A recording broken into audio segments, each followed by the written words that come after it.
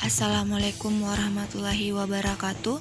Kami dari kelompok 9 akan membahas materi tentang sediaan hidung steril. Pengertian sediaan hidung. Sediaan hidung adalah cairan semisolid atau sediaan padat yang digunakan pada rongga hidung untuk memperoleh suatu efek sistemik atau lokal, berisi satu atau lebih bahan aktif. Sediaan hidung sebisa mungkin tidak mengiritasi dan tidak memberikan pengaruh yang negatif pada fungsi mukosa hidung dan silianya. Sediaan hidung mengandung air, pada umumnya isotonik, dan mungkin berisi ekspipien. Sebagai contoh, untuk melakukan penyelesaian sifat merekat untuk sediaan, untuk melakukan penyelesaian atau stabilitas pH, untuk meningkatkan kelarutan bahan aktif, atau kestabilan sediaan itu sendiri. Menurut Farmakope Indonesia edisi 4, tetes hidung adalah obat tetes hidung atau OTH adalah obat tetes yang digunakan untuk hidung dengan cara meneteskan obat ke dalam rongga hidung, dapat mengandung zat pensuspensi, pendapar, dan pengawet. Anatomi hidung. Anatomi hidung manusia terdiri dari beberapa bagian, masing-masingnya memiliki peranan tersendiri, tapi saling bekerja sama agar organ satu ini bisa berfungsi dengan sempurna. Hidung manusia lebih dari sekedar terlihat secara langsung oleh mata. Berikut ini pembagian secara rinci. Yang pertama, hidung bagian luar. Dari luar, kita bisa lihat bahwa hidung memiliki dua lubang yang secara anatomis disebut sebagai naras.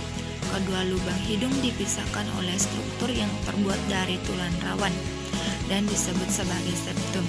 Secara keseluruhan, bagian luar hidung yang bentuknya terlihat seperti segitiga dinamakan meatus eksternal. Selain tulang rawan, meatus eksternal juga terdiri dari kulit dan jaringan lemak. Di hidung bagian luar juga terdapat otot yang membantu dalam membentuk ekspresi wajah.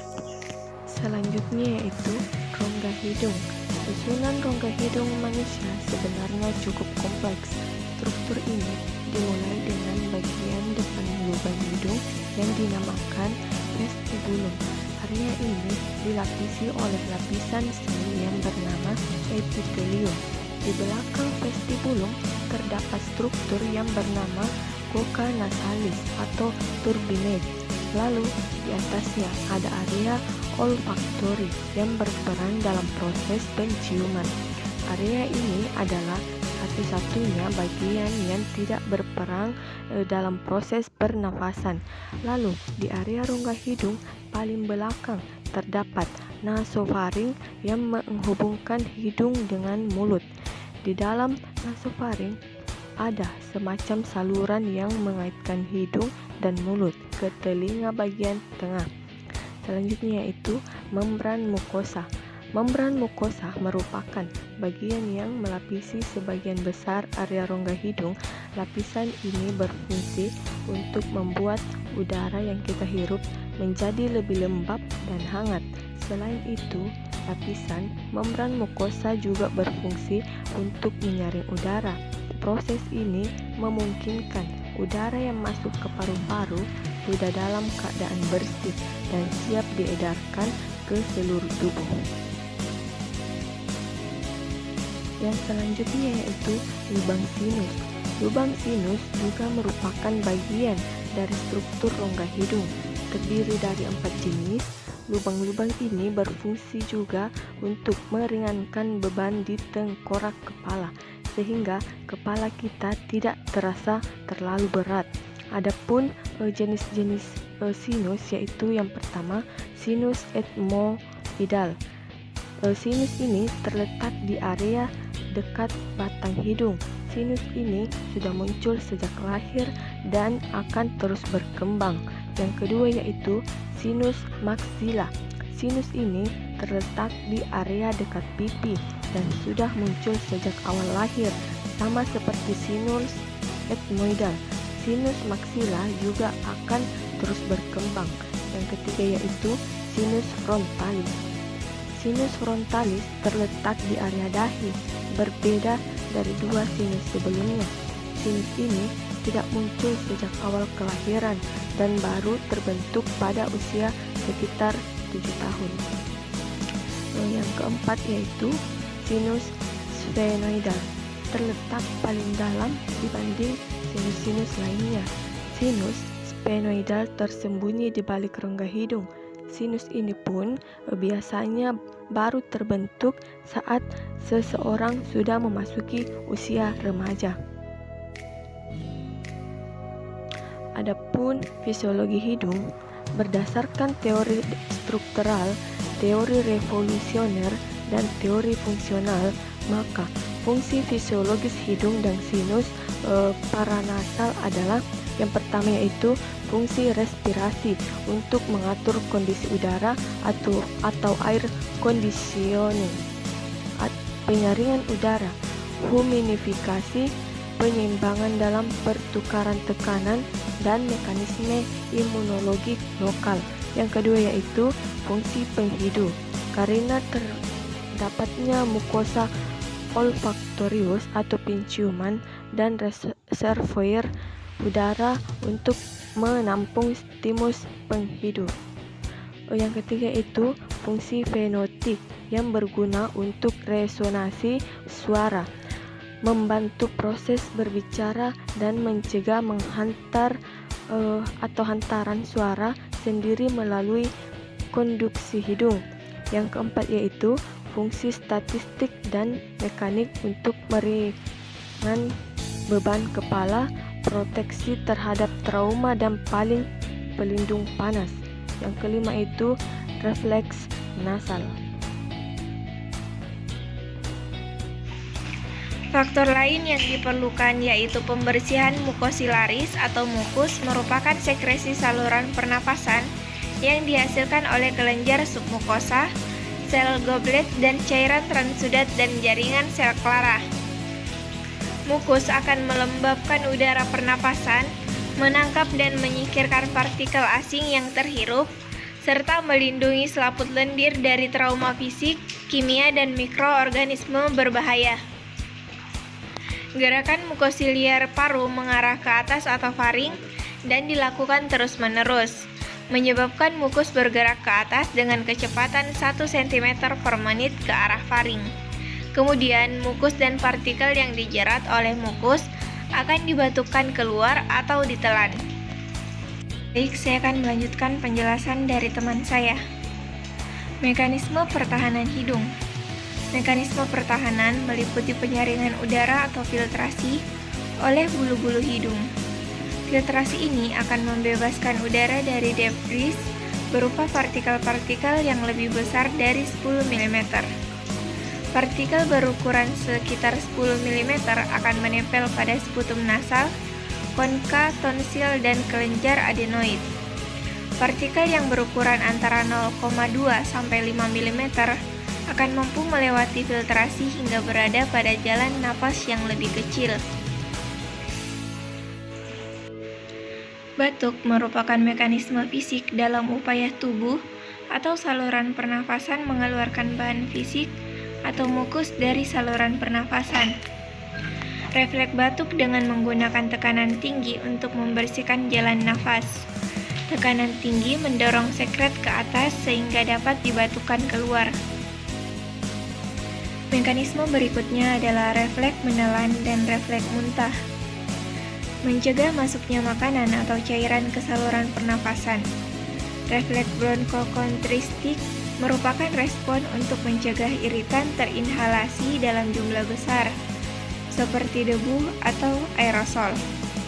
Makrofag alveolus sebagai pertahanan utama pada tingkat alveolus atau tidak terdapat epitel ciliaris. Partikel-partikel debu dan bakteri akan dibawa oleh makrofag ke pembuluh limfe atau bronkiolus dan akhirnya dibuang oleh eskalator mukosiliaris. Selanjutnya, sifat mukus hidung.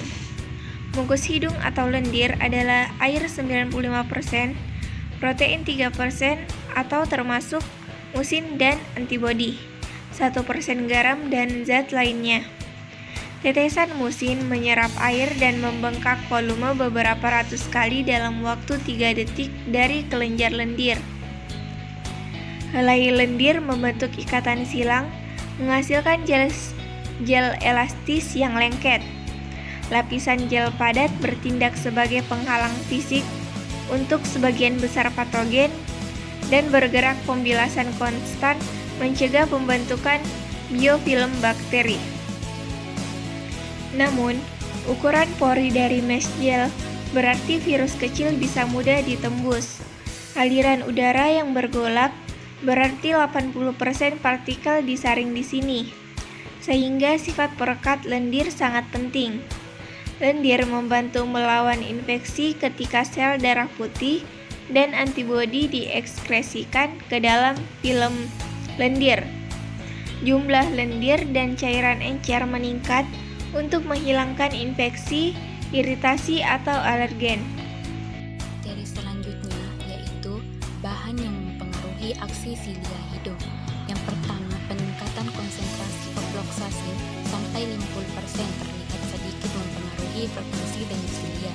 Yang kedua, peningkatan konsentrasi itraconazole 0,25% menjadi 1% dapat menurunkan aktivitas silia dari 8 jam menjadi 30 menit. Yang ketiga, larutan betadine lebih berefek siliotoksik dibanding H2O2. Terlihat penurunan aktivitas silia dan frekuensi denyut silia setengahnya pada peningkatan konsentrasi betadine 2 kali lipat. Yang keempat, pemakaian obat-obat topikal antibiotik dan anti jamur khususnya pada konsentrasi tinggi dapat merusak fungsi silia. Selanjutnya yaitu formulasi sediaan hidung steril. Yang pertama, komposisi. Umumnya obat tetes hidung mengandung zat aktif seperti A. antibiotika, misalnya kloramfenikol, neomycin sultat, polymyxin besultat, B. sulfonamida, C. vasokonstriktor, D. antiseptik atau germisida seperti hidrogen peroksida, E. anestetika lokal seperti lidokain HCl. Pada dasarnya sediaan obat tetes hidung sama dengan sediaan cair lainnya karena bentuknya larutan atau suspensi. Sehingga untuk teori sediaan, evaluasi, dan lain-lain mengacu pada larutan atau suspensi. Yang kedua, formula umum yang bersumber dari Formularium Nasional edisi 2 dapat dilihat pada tabel berikut. Selanjutnya yaitu alasan pembuatan sediaan hidung steril. Obat tetes hidung dibuat steril karena berhubungan langsung dengan darah atau cairan tubuh dan jaringan tubuh lain yang pertahanannya terhadap zat asing tidak selengkap seperti saluran cerna atau gastrointestinal. Misalnya hati yang dapat berfungsi untuk menetralisirkan atau menawarkan racun. Diharapkan dengan kondisi steril dapat dihindari adanya infeksi sekunder. Materi selanjutnya yaitu jenis-jenis sediaan hidung steril. Yang pertama, larutan atau spray tetes hidung Colunaria. Paling banyak sediaan untuk penggunaan lokal untuk rongga hidung adalah larutan berair. Meskipun petrolatum cair terang secara luas digunakan pada masa lalu, larutan minyak jarang digunakan dan tidak direkomendasikan untuk penggunaan pada hidung. Minyak, khususnya minyak mineral, berbahaya dan telah dibuktikan dapat menyebabkan pneumonia lipoid atau pneumonia inspirasi minyak, sehingga aspirasi atau inspirasi dalam beberapa cairan. Mereka selalu bercampur dengan aksi silia normal dan tidak membebaskan obat tidak larut secara efisien. Selanjutnya yaitu pembawa untuk larutan hidung sebaiknya. Yang pertama, mempunyai pH dalam rentang 5,5 sampai 7,5 lebih dipilih kurang dari 7. Yang kedua, mempunyai kapasitas buffer yang baik. Yang ketiga, isotonik atau mendekati isotonik. Yang keempat, tidak mengubah viskositas normal mukus. Yang kelima, dapat bercampur dengan gerakan silia normal dan bahan ionik sekresi nasal. Yang keenam, dapat bercampur dengan bahan aktif. Yang ketujuh, cukup stabil untuk menyimpan aktivitas diperpanjang sepanjang penggunaan pasien sendiri. Yang kedelapan, mengandung pengawet untuk menekan pertumbuhan bakteri yang mungkin ada melalui penetes. Selanjutnya yaitu jenis-jenis sediaan hidung steril yang kedua, yaitu salep dan jeli antibakteri. Pengawet dan salep topikal penyejuk kadang-kadang digunakan untuk pengobatan inflamasi, kondisi dermatologi dan celah vestibula hidung. Jeli larut dalam air jarang digunakan untuk pengobatan vasokonstriktor atau anestesi lokal. Paling tinggi dalam kanal nasal ketika aksi diperpanjang diinginkan. Jeli-jeli ini disusun dari teragakan metil selulosa dan bahan-bahan bercampur air. Sediaan basis minyak sebaiknya tidak digunakan dalam basis umum. Yang ketiga yaitu inhalan. Obat-obat atau kombinasi obat yang oleh dengan tekanan uap air dapat membawa udara dengan segera ke dalam rongga hidung. Mentol, eukaliptol, dan timol secara luas digunakan dalam inhaler OTC. Propelhexedril, vasokonstriktor menguap, adalah bahan aktif yang secara luas digunakan untuk sediaan hidung. Sediaan ini tidak membingungkan dengan inhalasi, di mana obat atau penggunaan larutan obat sebagai nebul penggunaan sehari. Bentuk dosis ini untuk memastikan keefektifan dan kelengkapan. Hidung sebaiknya menghembuskan untuk membersihkan nostril dan inhaler dikocok dengan segera sebelum digunakan. Biasanya inhaler dimasukkan, kepala dimiringkan ke belakang, dan potongan plastik nasal secara hati-hati dimasukkan ke dalam satu nostril. Lubang hidung yang satu ditutup menggunakan tekanan jari, sementara bernafas perlahan melalui nostril. Kanister ditekan ke bawah secara hati-hati antara jari dan jempol untuk membebaskan dosis obat. Kemudian pasien hendaknya bernapas melalui mulut. Prosedur ini diulang untuk lubang hidung lain. Memastikan dengan mengocok lagi inhaler yang digunakan. Selanjutnya yaitu evaluasi mutu fisik sediaan hidung steril. Yang pertama yaitu uji kejernihan larutan. Uji kejernihan dilakukan dengan melihat apakah terdapat partikulat dalam sediaan di bawah lampu. Kemudian yang kedua yaitu volume terpindahkan. Volume terpindahkan dilakukan dengan memindahkan suatu sediaan ke dalam gelas ukur dan dilihat volumenya apakah sesuai dengan yang diharapkan atau tidak. Yang ketiga yaitu penetapan pH. Dilakukan pengatuan pH dengan menggunakan kertas indikator universal. Kemudian yang terakhir yaitu uji kebocoran. Dilakukan dengan cara melihat kebocoran atau tidaknya suatu sediaan yang telah disterilkan. Sekian dan terima kasih. Assalamualaikum warahmatullahi wabarakatuh.